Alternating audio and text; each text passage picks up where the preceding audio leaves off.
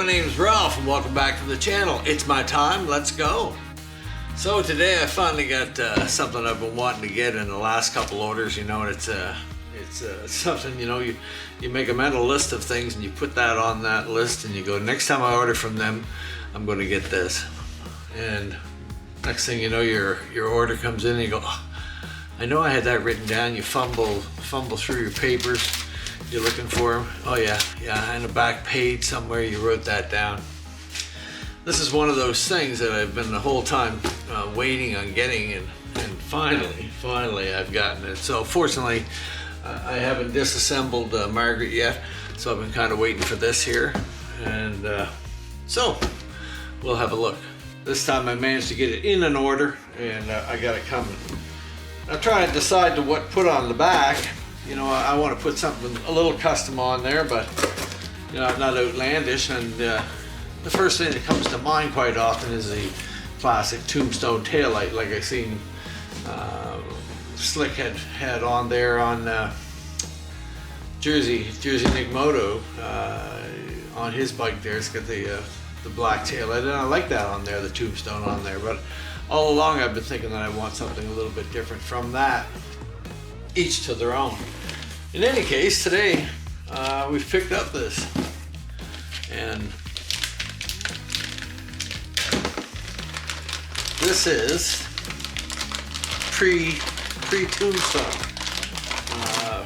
I'm not sure of the years. What do they say? 39 to 46. My knuckles are 46, so that's just about right. So there we go.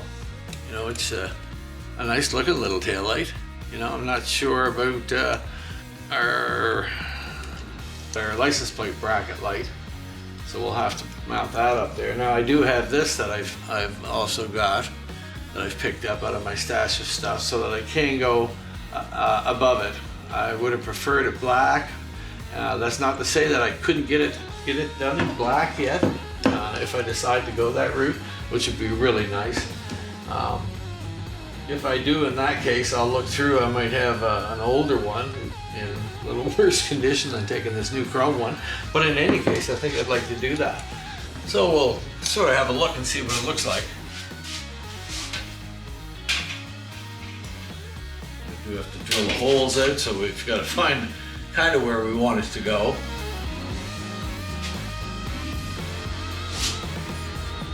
It's not going to sit perfect level. But I think somewhere right around there is what we're looking for. Just kind of go on here like this. That kind of up there like that. Just a matter of figuring out where I want that. I'm thinking the farther down the better. Although this would tuck it up, but so I got an idea where I want the line there, so.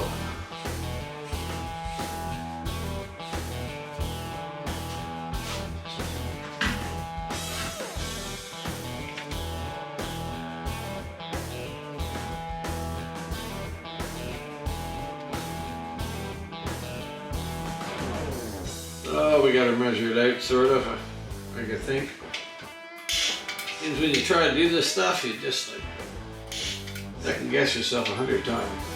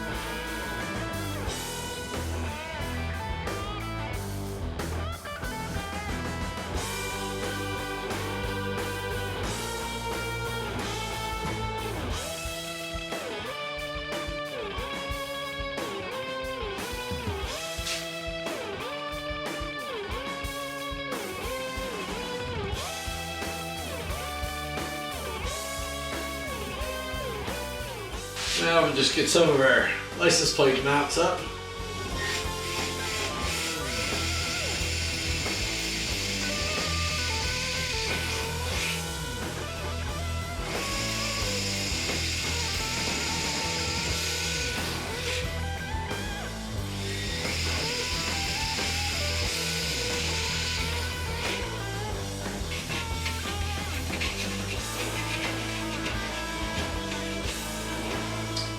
Okay, we'll find some little bolts for that. So we've got the beehive on there now. That's something just looks a little bit different, and they always look a little weird when they're up in the air, sitting up high like that. So once I lower the bike down, yeah, it'll get a little different look on it. And once it's all black here and everything's black, it's really gonna blend in. That's what I'm thinking anyway. So other than the few little shiny bolts, it should blend in there, just the red lens, and it should be all right. A little touch from the past, you know, like I said, like 36 to 46 or 39 to 46, something like that. Never used one before, and you know, there's always some things I don't really care for the way it's fitting right around the bottom here. But you kind of got to go a happy medium, either up and down or sideways on it to get it just right where you want it. But I think that's going to do okay.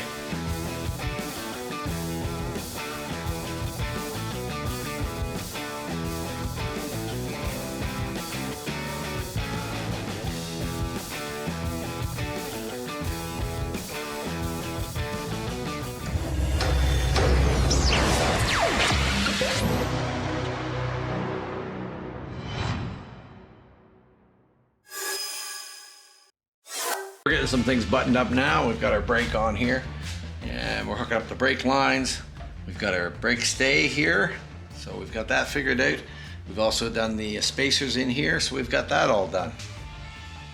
Yeah, I'm just trying to find a place here to put the brake light switch, and I don't like to hang it upside down because the things will come off the terminals. So I've just kind of mocked this up. I'm going to make a little fancier bracket for it here, and this will keep this down out of the way, tucked in there. And it'll be our junction box for our brakes.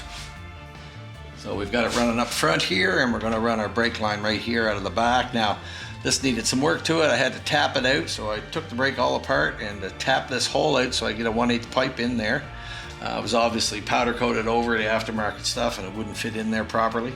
But now that's done. So now we're trying to get a lot of the small things done here before we strip it down this time, because once it's stripped down this time, then it's going out for powder. So last chance for brackets and such. A few things I got to think about here, I know, but I need to mount my horn somewhere. I could leave this bracket up top. I could leave this bracket here, but it's so ugly and close to the rocker boxes and such. I think I'd really like to take it off. So I'll have to decide where to mount my horn, where to put it somewhere. Yeah, just one of the small details left to do, really. The horn and the key switch. I'm trying to find one of those little oval plates. I think I can go off the rubber in the backside, like you see them standard on a lot of them. And then just keep my wiring centralized towards the back instead of having to run it all the way up for a ignition switch. I'll just have my switches off here coming back, so. Yeah, we've also got our shift side set up. I don't have my kickstand on there, but that's just I can find some pieces, I'm sure, around there to run my kickstand. Got this sort of semi-adjusted. We've got our shift linkage in place. Make sure we're not going to hit on anything here. We're out clear of that. So we know we're above the boss area there. So that's going to be all right like that. And I also dug up on my wall and found a chrome cover there, and I've got a couple of the arm pieces as well. So we can put something chrome on there when we go to put it together, and a little bit of shine for it. So she's coming, one piece at a time, but she's coming. And we're getting so close now that I've completed the wheel, that we'll strip it down and get it sent out for powder. So within the next week or so, that's going to happen. And then I'll probably take time and maybe work on the transmission in between jobs. I have some things to do for other people, but we'll try to slip that in there maybe and get that going. We'll just keep picking away.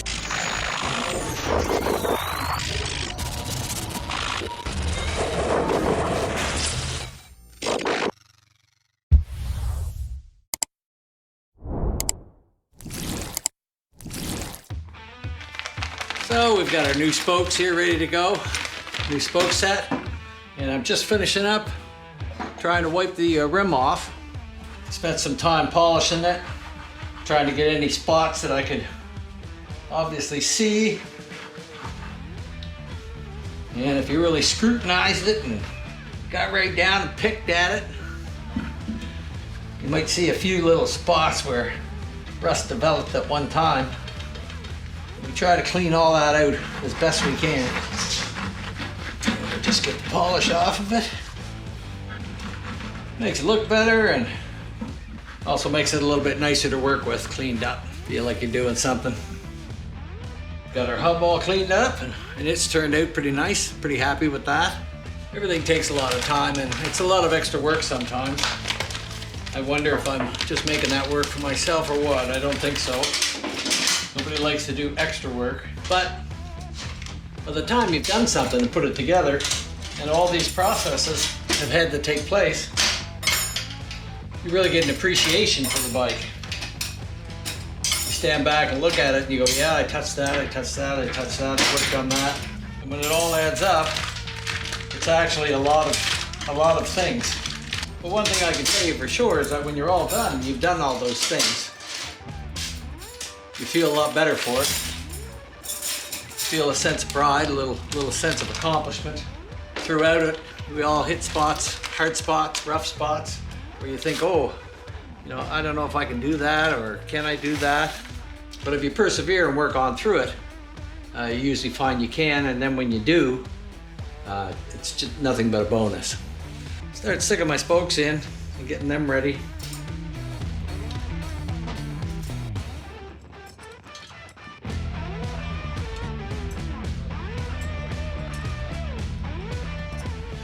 Just want to put the bottoms in first.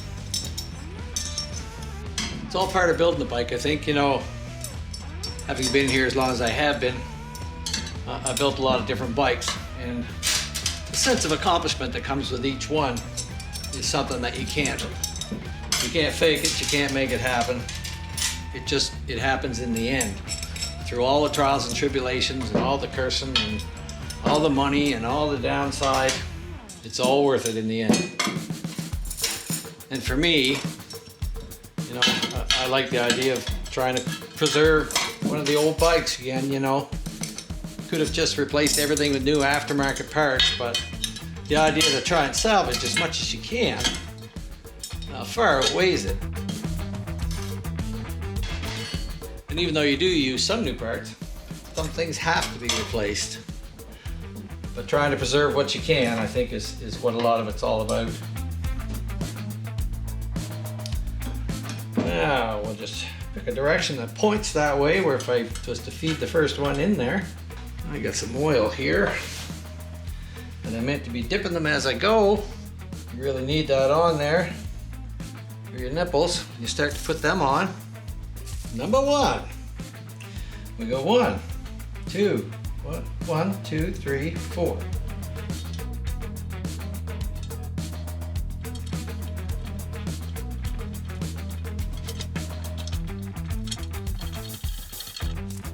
Makes for a long day sometimes, just skipping from one thing to another. I guess it's just a day, but sometimes it seems long. You've got so many different things on the go. Sometimes you just got to stop yourself and say, wait a minute, let's concentrate on that.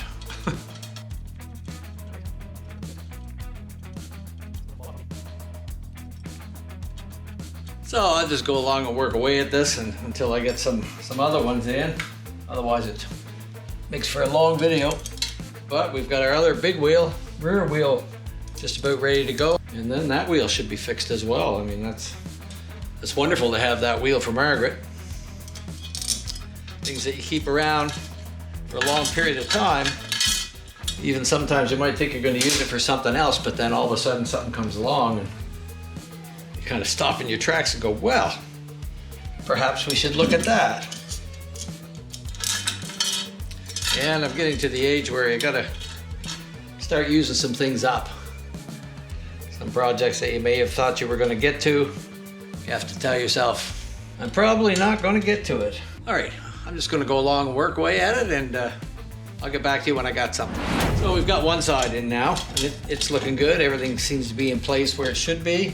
And we put the rim up on these 2x4s just to sort of simulate where the hub will be sticking out the other side when it's mounted. If you try to keep it flush and flat, your spokes won't want to go in right. And this just puts it in a little more realistic position of where we go. So we're just counting 4 around. You know, 1, 2, 3, 4, 1, 2, 3, 4. And for the other ones that come the other direction, it's the same thing. 1, 2, 1, 2, 3, 4, 1, 2, 3, 4 each time. I'm just gonna take the slack up out of some of these.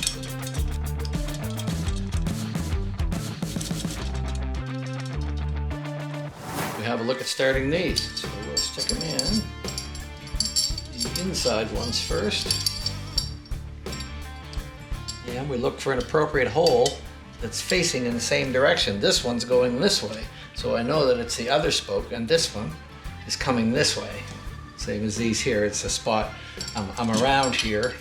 There, we can see it's in the same direction here. And again, our next spoke, when we put the next one in the bottom, 1, 2, 3, 4. So we've got the direction going, and that's what you have to watch out for. It's easy to just start screwing spokes in and not having it right, but because of the angles. And then when you try to tighten it up, all of a sudden it's all wonky and doesn't want to move. All right, I'll just go along and do this. So now I'm just going around and finding the last of the loose ones here, and it's hard to get it even close, you know, anywhere close here. You try to even them out as much as you can, take all the play out.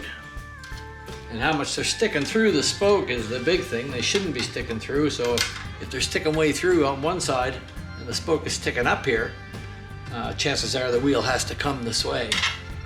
But it'll take a little while to get it straightened out. Yes, I'm not going to fool with that one. The camera died. It's 5 o'clock. Almost as if on cue, but I'll just go around and get the last of any of the slack ones here. And the next step will be to true it. Sometimes you true it up, it's pretty quick. Other times it's not. I'll be coming there on that one. She could be way out wonky, she could be close. Now the Springer wheel was offset about 1.25 inches or so, I think. And you know, I searched all around trying to find out why. And there never really was a good answer. I think what a lot of it boiled down to is when they put them on the twin cams, they said there was so much weight to the left-hand side that by offsetting the wheel in the Springer, it made it handle better. Or the weight balance ratio. Can't see that, but I'm going to put my wheels in line with each other. I'll have to make a little modification to the Springer probably to make everything line upright, putting the fender on it and such, but the wheel done. So, another step in the process.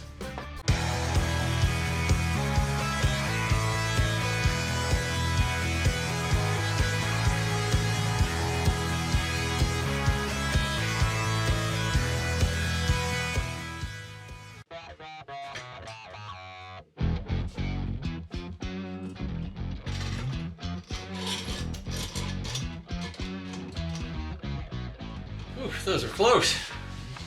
Close.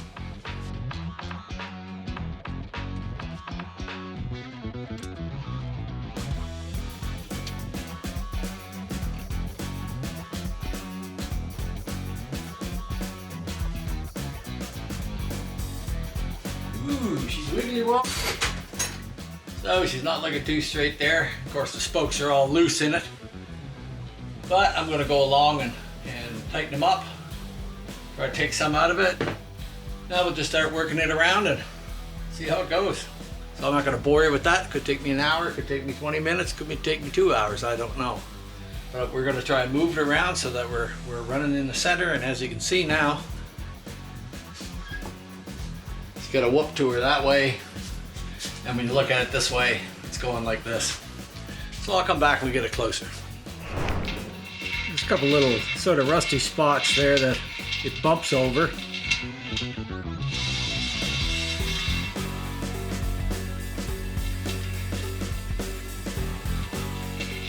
But we're within that 10 thou range there. Pretty hard to get an old rim any different than that.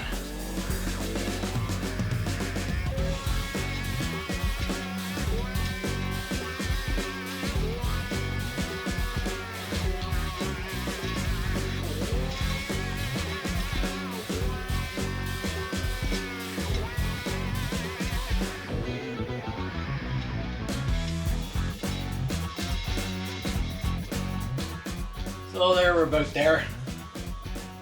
10,000ths of an inch isn't bad. Tire will make up for any of that.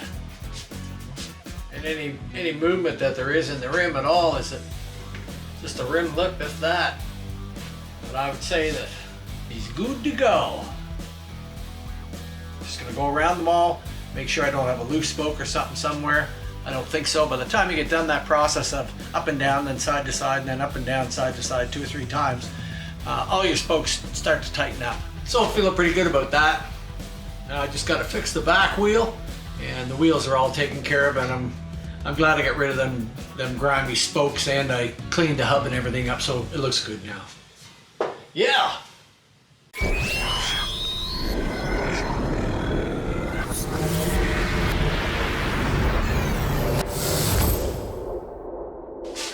Okay, we got that kind of wedged in here. Push that right through.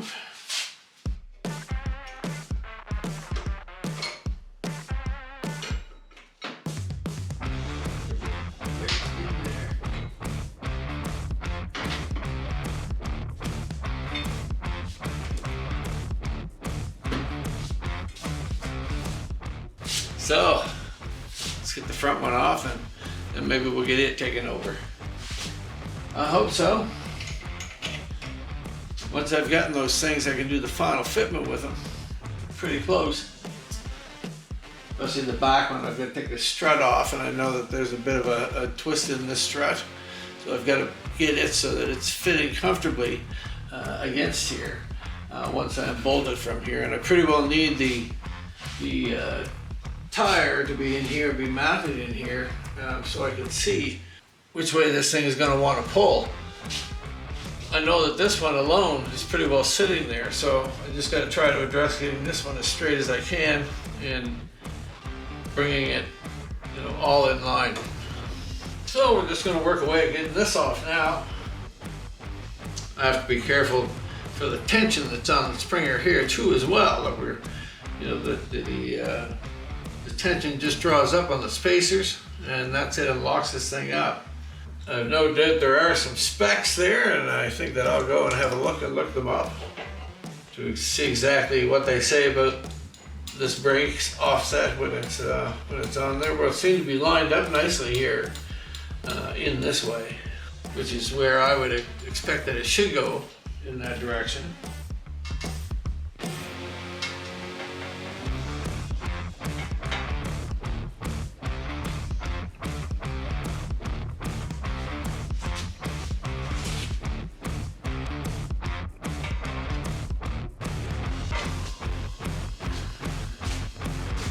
There we go. So now we'll go get some tires put on them, and that'll give us some really true sort of where it sits. Have a good look at it and see if I need any other spacers or anything like that here to jig and jag with. A few little things, but you're never quite sure if you've got everything or not. But there's always that little haunting devil on your corner saying, what about down in there? What about that secondary bracket? Do I want to put a bracket down in there? Sounds like Norman's here. Yeah, huh? You just been for a big walk. You just been for a big walk, haven't you? Huh? Was it good? Was it? Was it good? Alright, I'll see you later. I got nothing for you.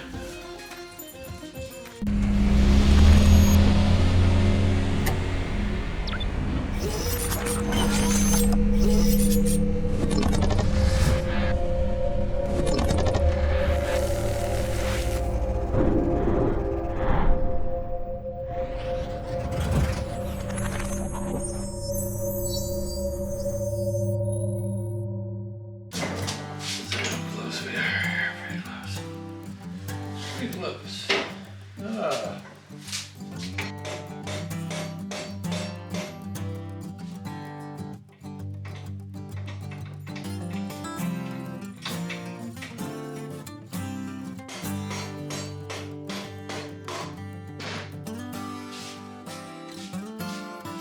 There we are.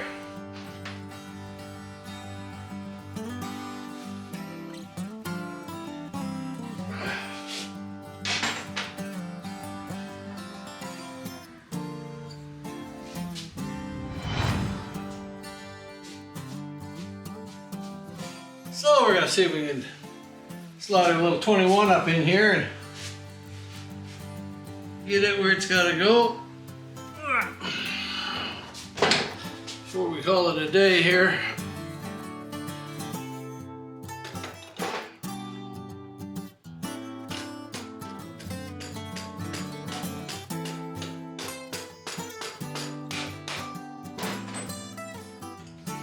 See where we gotta go here to center this up, really. Pretty close in there, that one, that way. If I took the washer out of this one,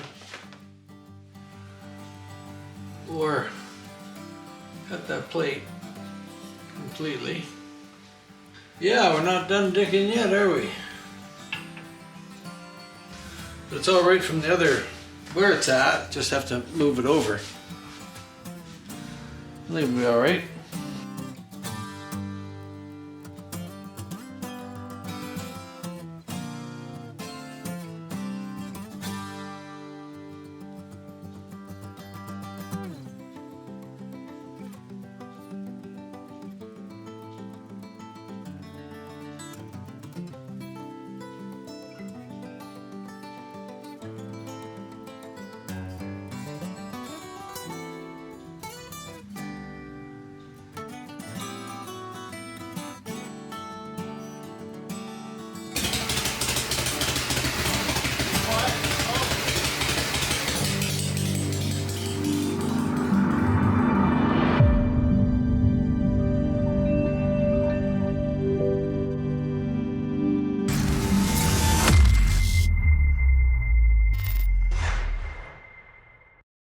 Yeah, sometimes it seems like there's just not enough hours in the day. But there are a lot of times when you go along with things and maybe you're painting something or something along those sort of lines. So you have to wait anyway. So what I try to do, I just try to keep going from one thing to another if I can. So we got the cases kind of all painted up now and getting them ready for the other project. There's always more things to do. And as you see, we got the other ones over there on the stove there. They've been baking for a few days, so I think they're ready to go. So I think we'll get the shafts out. Got our little set of flywheels here that are all set and trued up, ready to go.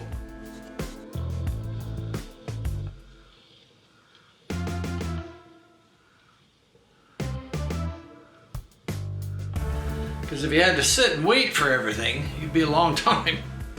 In a lot of cases, and rather than waste that time waiting, it's just as well to move on to another project and put in your hours. I guess is what it is. You're putting in your time, putting in your hours, so that each project can get done in a timely fashion. But if you just wait on one thing all the time, you have a whole lot of sort of half things done. But we'll go along, keep working away at these different things as we go, so that's the way my day goes. Now these were just trued up in there, and I had them to within a half a thou. Give or take a little bit in there. Certainly not in that kind of discrepancy. See what's going on there, because I thought I'd just kind of hold on this because it's a little curious sort of daily sort of stuff we're into with it. And I'm going to use my puller to pull it out so as to do as little damage to the new main bearing as I possibly can.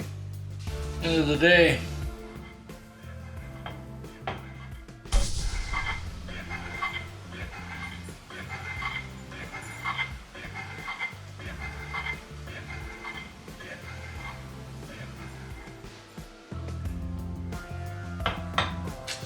took it apart, I can't see it. I can't see any marks in there anywhere.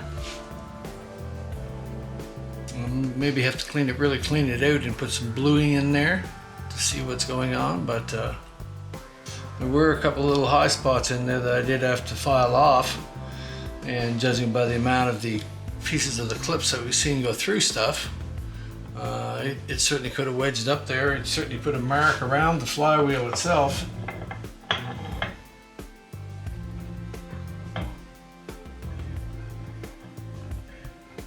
Around where that noise is.